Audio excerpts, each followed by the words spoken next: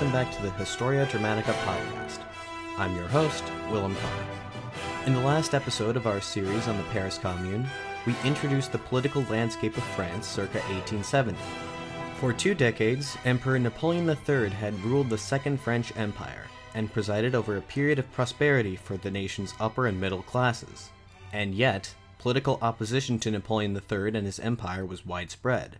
Everyone from revolutionary socialists to more moderate republicans, even other monarchists, lay in wait for the moment that they could expel Napoleon III from power. That moment came in 1870, when the emperor unwisely thrust France into a war against the Kingdom of Prussia. France had no allies to speak of, and an army that was vastly outclassed by that of Prussia.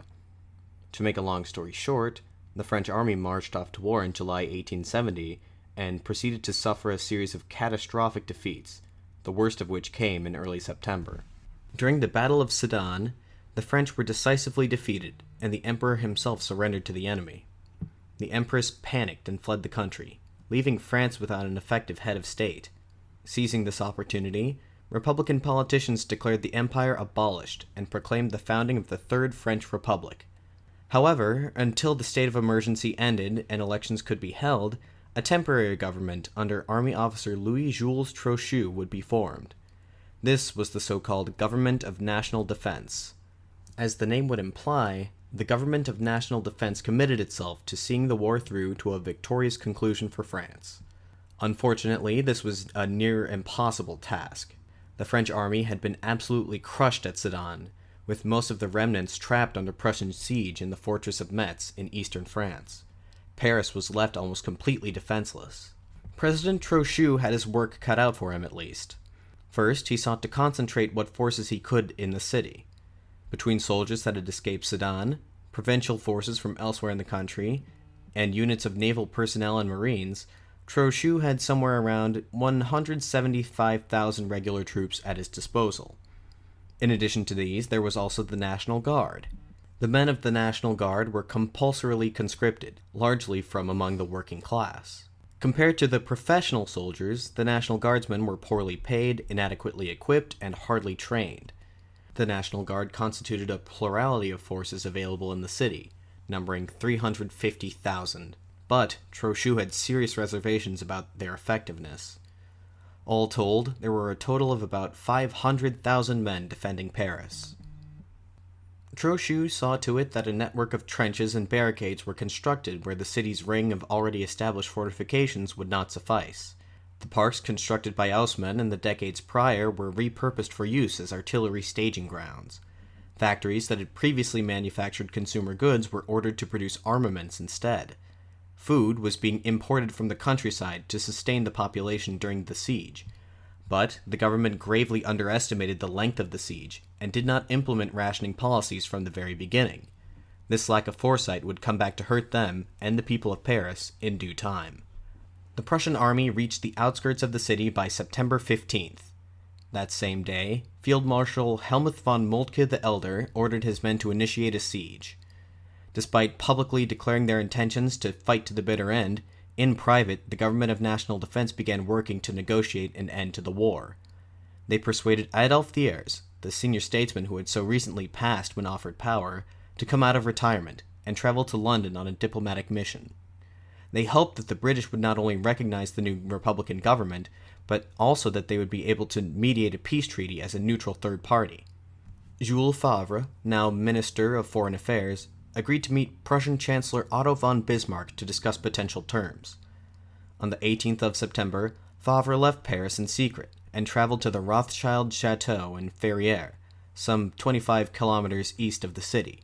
Bismarck's demands were harsh: the annexation of the border provinces Alsace and part of Lorraine, as well as a hefty sum of money as war reparations.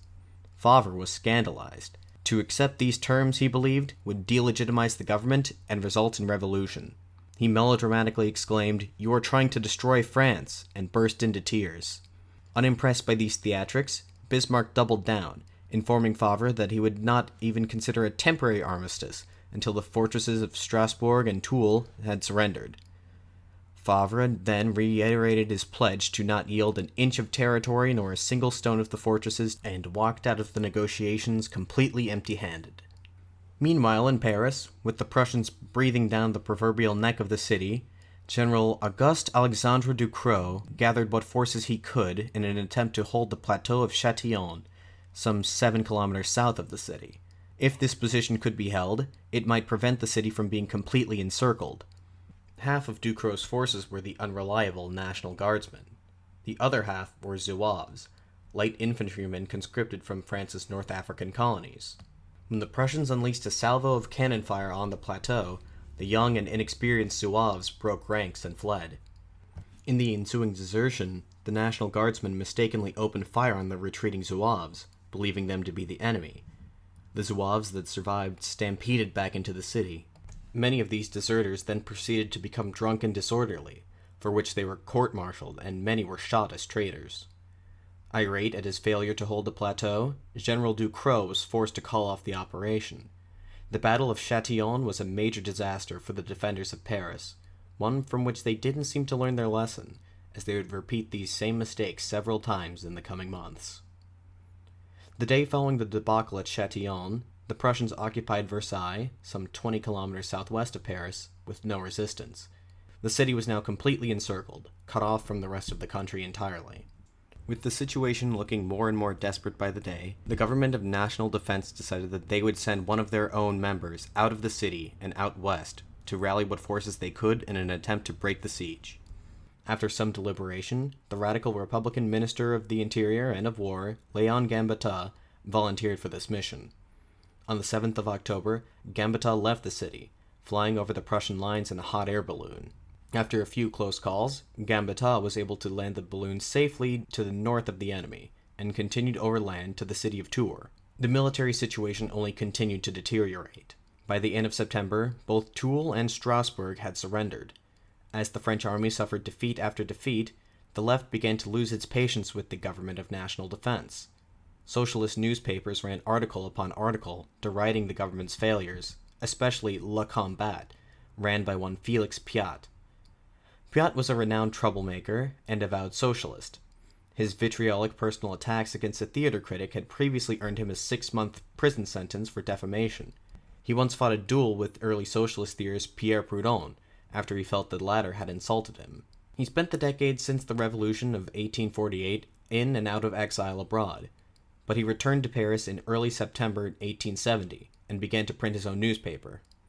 On the 26th of October, Le Combat came into possession of a most sensational story. Pyat had learned, through a contact in the government of national defense, later to be revealed as Victor-Henri Rochefort, that other rabble-rousing socialist journalist, that Colonel François Bazaine was preparing to surrender the fortress of Metz and its garrison of 180,000 men to the Prussians. Rochefort had urged Pyat to keep the information confidential, but the very next day's copy of Le Combat was emblazoned with the headline, "The Fall of Metz." The government categorically denied that such a thing was happening, and accused Pyat of being a Prussian agent. This worked to briefly turn public opinion against Pyat. Copies of Le Combat were burned on the streets, and its offices were ransacked. But by the 31st of October, the government was forced to admit the direness of their situation. The fortress of Metz had indeed been surrendered 4 days prior.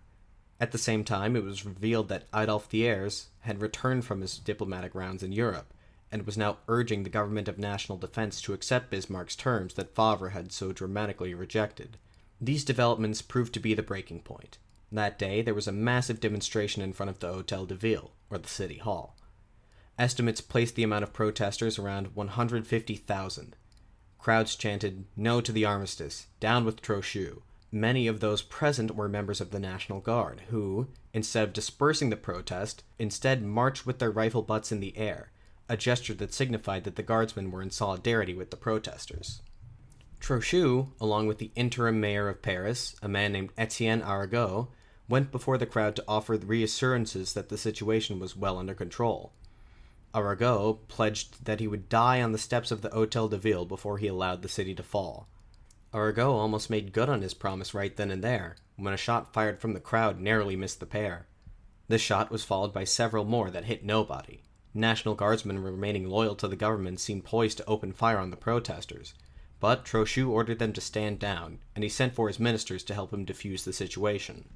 This protest had not been planned by the revolutionary leadership, but when they caught wind of what was going on, they quickly proposed that they use the protest as an opportunity to storm the Hôtel de Ville, overthrow the government, and install themselves as replacements. Luckily for them, they had just the man for the job, Gustave Florin. The son of an accomplished psychologist, as an idealistic young man, Florenz traveled to Crete to participate in that island's rebellion against the Ottoman Empire. Upon returning to France, he became an avid socialist, and, following the events of September 4th, he found himself leading an elite sharpshooter division of the National Guard. At the behest of the revolutionary leadership, Florenz made his way to the Hôtel de Ville at the head of his 500 men. Meanwhile, back at the Hôtel de Ville, successive attempts by the ministers to persuade the crowd to disperse had failed. But later in the day, a rumor made its way through the crowd that elections would soon be held, and that Trochu would be replaced. Gradually, people lost motivation and returned home. The ministers had retreated to a back room in the Hôtel de Ville to discuss their next move, when Florenz suddenly and dramatically burst into the room, followed by several of his sharpshooters and a cadre of various revolutionary leaders. Florenz climbed atop the meeting table and demanded the immediate resignation of everyone in the room. He was ignored. Next, he produced a list of the people that would come to comprise the new government, the Committee of Public Safety, as he called it. Notable members included on this list were Florenz himself, Piat, Louis-Auguste Blanqui, Pierre-Frédéric Dorion, the only member of the Government of National Defense that the left still respected, and Louis-Charles Delacluse, a man that would become very important later on. Also included on Florenz's list was, oddly enough, Victor Hugo. Yes, that Victor Hugo, the famous writer who often made no secret of his radical Republican leanings. Already the revolutionaries ran into problems. The list of names Florenz had read was by no means unanimously agreed upon ahead of time. Some of the more moderate individuals on the list, such as Hugo and Dorion, wanted no part in this new insurrectionary government. A new list of names had to be drafted. Almost immediately this descended into heated argument. A quote from Alistair Horne. Tempers rose and the insurgent leaders quarreled among themselves. Blanqui declined to have Florenz on his list, Delacluse did not want Piat, and so on and so forth. End quote. This back-and-forth bickering continued well into the next morning, with no consensus.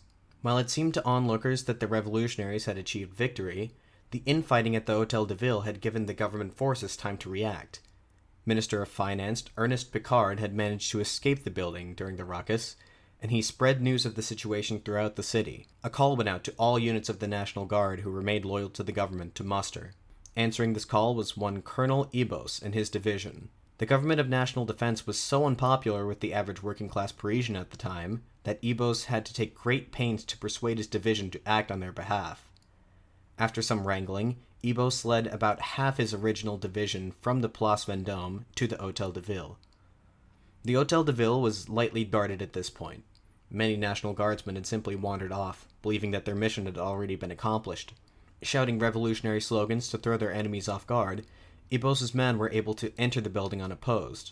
They quickly reached the main meeting room, where Florenz was still shouting from atop the table. Ibos climbed up to join him, and the two men engaged in a catfight that ended with the table collapsing under the men's combined weight.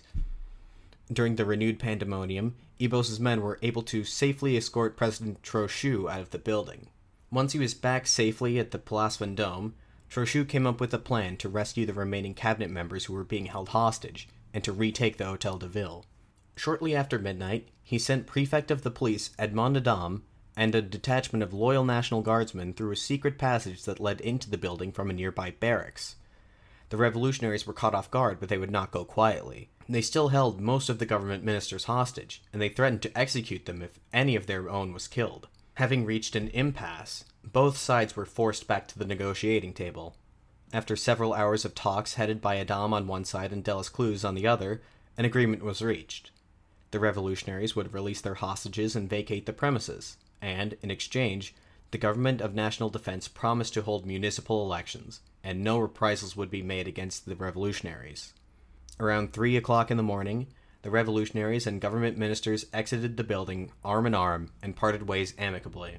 The next day, at a meeting of the government ministers, Adam was asked if he had arrested the ringleaders of the coup attempt. He solemnly informed them that he had not, and he had promised to do no such thing. Trochu then firmly insisted that Adam resign, which the 54-year-old police chief promptly did. he was replaced with a man named Ernest Cresson, who had no qualms with bringing the would-be revolutionaries to justice. The new police chief promptly had 22 ringleaders of the October 31st insurrection arrested. An election took place on November 3rd, as promised. The question posed to Parisians was something along the lines of, "Do you approve of the performance of the current government?"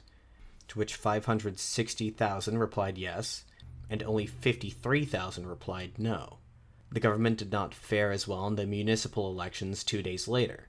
5 of 20 administrative districts of Paris elected socialist mayors, notably Deleuze and a radical young journalist named Georges Clemenceau of Montmartre. The events of 31st October destroyed what little good faith remained between the left and the government of national defense. Next time, there would be no negotiation. While this high intrigue was unfolding within the city, it is worth remembering what was happening outside.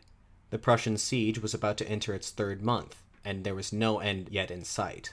Despite the fact that certain elements of the government of national defense were still pushing for peace, the army staff still refused to give up the war effort. In early November, General Ducrot drew up a plan that he believed would yet secure victory for the defenders of Paris.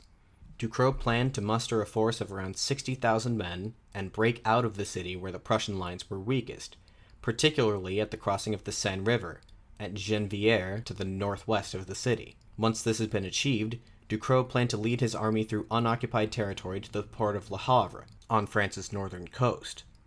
From there, he could open up a supply line back to Paris, and perhaps link up with whatever French forces remained in the countryside. Ducrot's plan was approved by Trochu, and the preparations began with the scheduled date for the sortie being slated as November 24th. On November 14th, a carrier pigeon entered the city with good news for a change.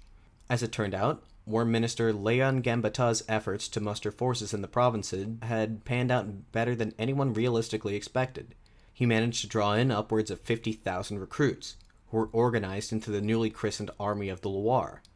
After suffering some initial setbacks, the Army of the Loire actually won the first French victory of the war, when they took Prussian allied forces by surprise at Colmiers, a small village some 20 kilometers southwest of Orléans. The Army of the Loire was then able to occupy the city of Orléans itself some few days later. In Paris, the news of this victory was met with jubilation. A quote from Alistair Horne.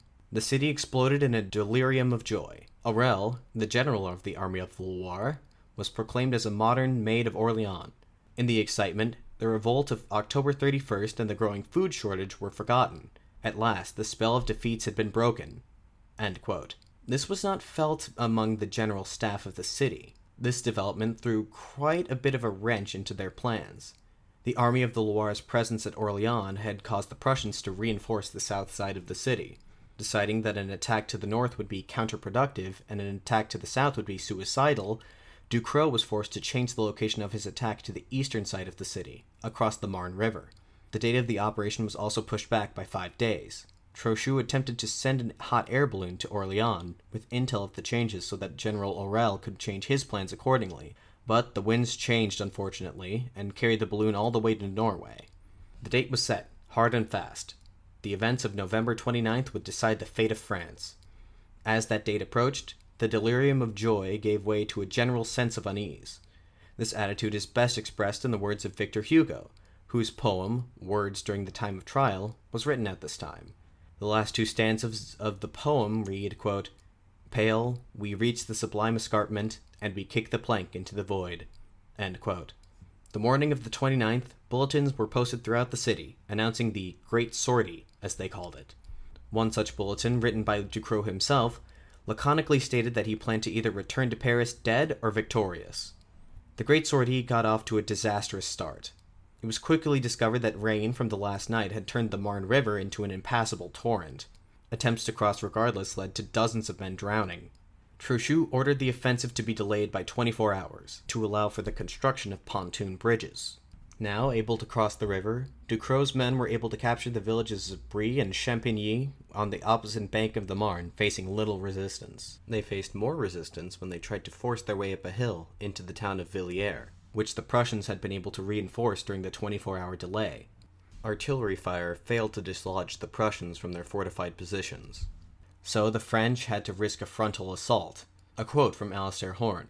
Each attempt left heaps of blue and scarlet figures to enliven the seared winter grass, none any closer to their goal. Casualties reached almost 1914 proportion. One regiment lost its colonel and 400 men. The Zouaves, eager to erase the shame of their performance at Châtillon, were driven to despair at being decimated by a well-fortified enemy, another foretaste of the First World War. End quote. Ducrot's reinforcements failed to arrive in a timely manner, and casualties continued to pile up to no avail. Ducrot requested a truce to bury the dead and evacuate the wounded, which was granted. The next day, the Prussians launched a counterattack, and the French lines shattered. The ensuing retreat was a pandemonious entanglement of men, dying, wounded, and demoralized, making a break back for the city. Some tried to stage a last stand on the bank of the Marne, but it was already too late. Ducrot called off the operation once again, and ordered all of his forces to withdraw back across the river. The much-anticipated Great Sortie turned out to be nothing more than a catastrophic failure. Over 9,000 men lie dead or wounded. Ducrot returned to Paris neither victorious nor dead, and recommended that the government sue for peace. To make matters worse, the following day, Trochu received a letter from Field Marshal von Moltke that read thus: "It may be useful to inform your Excellency that the army of the Loire was defeated yesterday near Orleans. Accept, dear General, the expression of the high consideration which I have the honor to be your humble and obedient servant, Chief of Staff, Count von Moltke." End quote. The siege dragged on. Winter set in. And it just so happened that the winter of 1870-1871 was to be one of the coldest in recent memory. It was around this time that the food shortage began to be felt very acutely. As I mentioned before, efforts to stock Paris with food in preparation for the siege had been inadequate. In the heady early days of September, the government made no effort to ration food, simply because they figured the siege would be over in 2 months at most. Christmas Day 1870 marked the 99th day of the siege. More traditional meats, beef, pork, lamb, etc., had run out fairly quickly. As early as October, horse meat, already consumed amongst the lower class, was becoming endemic in the city. Next to go were cats and dogs. Hunger even drove the inhabitants of the city to eat rats. Parisians looked everywhere for sources of protein. One place where they found some were the city's zoos. So it is that if you read a restaurant's menu from this time, you will see all sorts of bizarre dishes. A menu at the American consulate in Paris in January contained the following: siege bread, which was made from rice and straw, in addition to wheat; horse soup, stew of cat, head of donkey, fricassee of rats and mice, fillet of mule, and roast ostrich. Not even Castor and Pollux, the two much-beloved elephants kept in the zoo at the Jardin des Plantes, were safe. They were both shot and sold to a butcher in mid-December. Lissagaray writes of the situation in late December, quote, "From hour to hour, the sting of hunger was increasing, and horseflesh had become a delicacy. Dogs, cats, and rats were eagerly devoured. The women waited for hours in the cold and mud for a starvation allowance. For bread they got black grout, which tortured the stomach. Children died on their mothers' empty breasts. Wood was worth its weight in gold, and the poor had only to warm them the dispatches of Gambetta, always announcing such fantastic successes." End quote. Parisians were not the only ones tiring of the prolonged siege. Over in Versailles, where the Prussians had set up court, Bismarck was growing restless.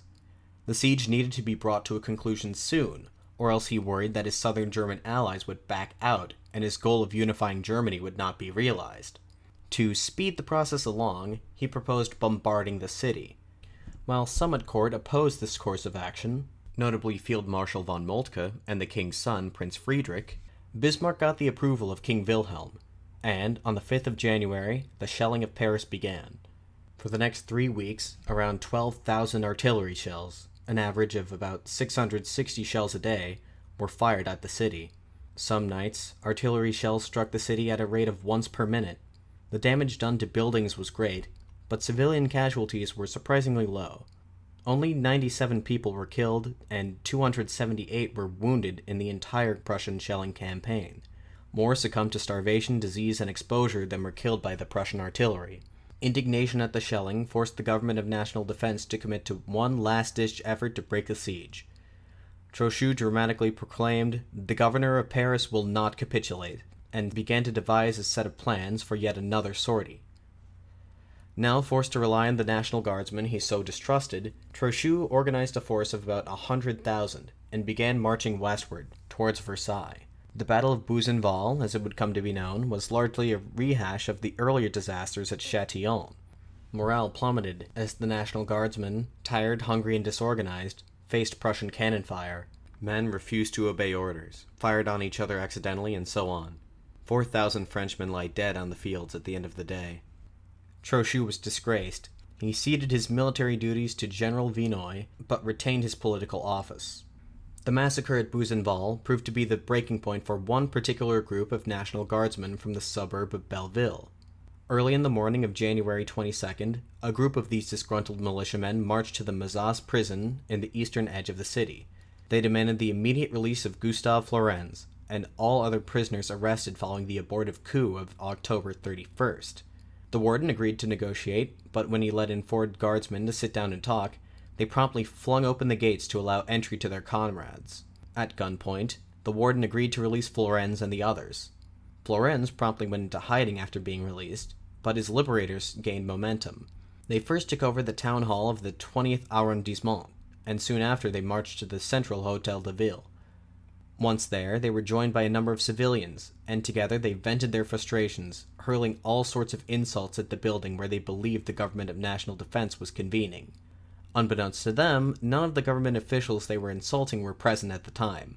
A couple officers from the building's garrison did inform them, however, that the building was packed to the brim with soldiers loyal to the Government of National Defense, and that there would be no repeat of October 31st. Between 200 and 300 more rebellious guardsmen arrived on the scene that afternoon, and took up positions around the building. During the standoff, a single shot was fired by an unknown shooter. The National Guardsmen reacted by firing a volley at the Hotel de Ville. The guards inside the building, in turn, opened fire on the crowd.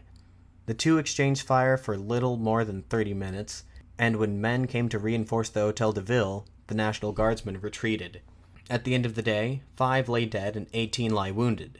The incident of January 22nd was the first time that Frenchmen had fired upon other Frenchmen intentionally, and it would certainly not be the last.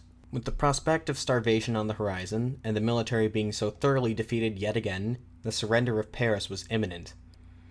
The Prussians were so assured of victory that, on the 18th of January, in an ornate ceremony in Versailles, King Wilhelm I declared himself German Emperor. The German Empire, consisting of Prussia and the southern German states of Baden, Württemberg, and Bavaria, was proclaimed.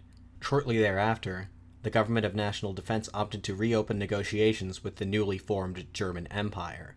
A few short days later, Jules Favre once again left the city in secret to negotiate with Bismarck.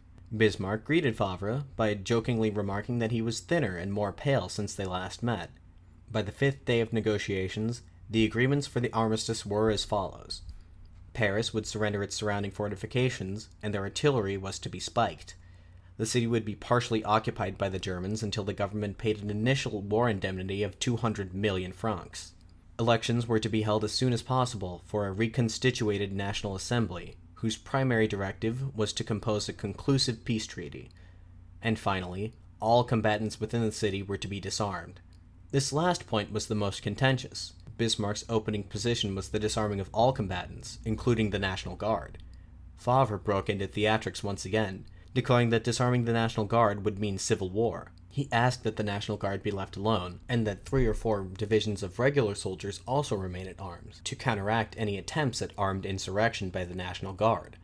Bismarck reneged on his original position only slightly. He would allow the National Guard to keep their arms, and he allowed the French army only 1 division within the city. At midnight on January 28th, as per the terms of the armistice, a French cannon fired the last shot of the siege, and of the Franco-Prussian War itself. That morning, the stunned citizens of Paris awoke to a proclamation of the Government of National Defense, announcing the armistice. This document at the same time insisted that continued resistance was untenable, but the wording was left vague enough that one would be led to believe that the armistice was only a temporary thing. Quote, "Paris has suffered much, but the Republic will profit from its suffering so nobly borne. We will come out of the fight that is ending, tempered with hope for the fight to come. We come out of it with honor, with hopes, and despite the sorrows of the present hour, we more than ever have faith in the destiny of our fatherland." End quote. The left, who was opposed to an end to the war, brought none of it. They saw this armistice for what it really was. A complete capitulation, a betrayal of the oft-quoted promise to never surrender an inch of territory nor a single stone of the fortresses. When the news of the armistice reached Gambetta in his new headquarters in Bordeaux, he refused to accept it, and resigned angrily. Now, I'm certain that many listeners are left wondering why the left would be opposed to an end to the war. Why was the Government of National Defense's effort to end the war opposed by the left at every turn? After all, wasn't this the folly of Napoleon III in the first place?